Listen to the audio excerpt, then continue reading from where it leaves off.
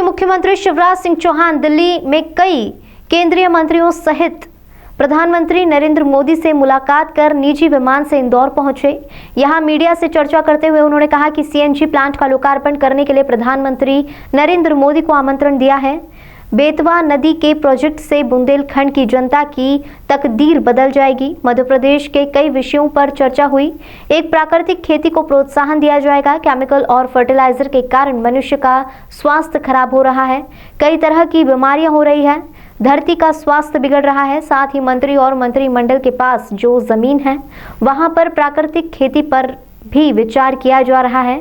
इसी के साथ स्टार्टअप के साथ ही महाकाल परिसर के विस्तार के बाद लोकार्पण के लिए पीएम मोदी से आग्रह भी किया गया है। मैंने प्रधानमंत्री जी से निवेदन किया, इंदौर में कचरे से सीएनजी बनाने का प्लांट कंप्लीट हो गया है।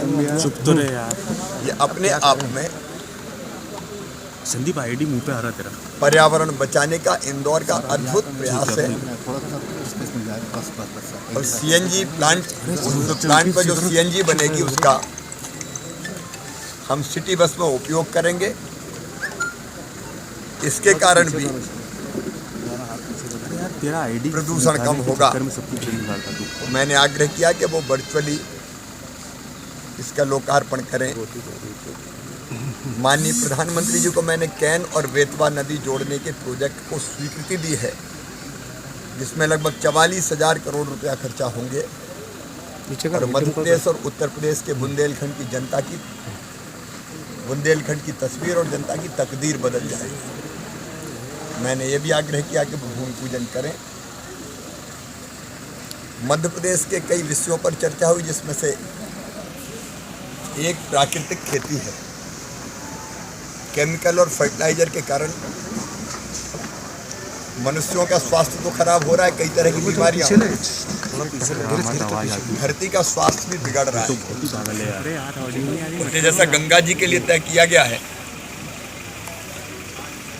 कि गंगा जी के तटों पर प्राकृतिक खेती होगी।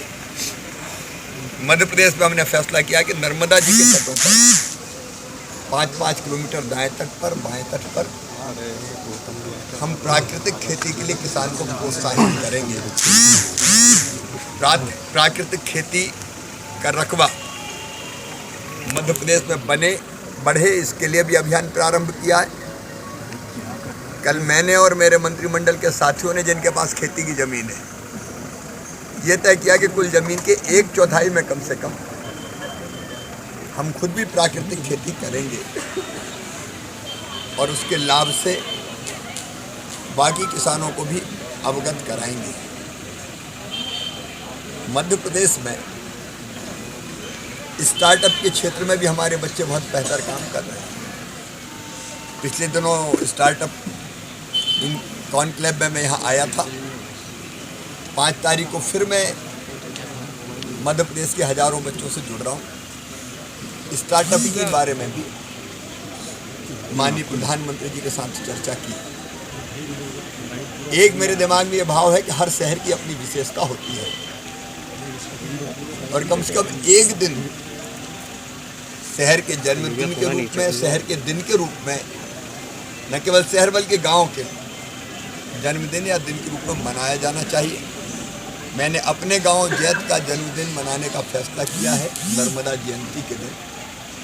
वैसे ही हर शहर का एक दिन, हर गांव का एक दिन हो और उस दिन उस शहर में पैदा हुए या गांव में पैदा हुए जितने भी लोग हैं, दुनिया में हो, देश में हो, एक दिन आए और अपने शहर की प्रगति और विकास के बारे में चिंता करके शासकीय योजनाओं के साथ तो आगे बढ़ाएं, लेकिन शहरवासी क्या कर सकते हैं अपने शहर के लिए, उसके बारे में भी बातचीत करें।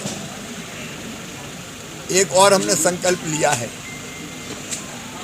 अगले सत्र से एक मेडिकल कॉलेज में हिंदी में पढ़ाई होगी, मेडिकल की, एक इंजीनियरिंग कॉलेज में हिंदी में पढ़ाई होगी। निज भाषा की उन्नति है सब उन्नति को मूल, उसके बारे में भी मैंने जानकारी की। प्रधानमंत्री जी ने प्रसन्नता व्यक्त की।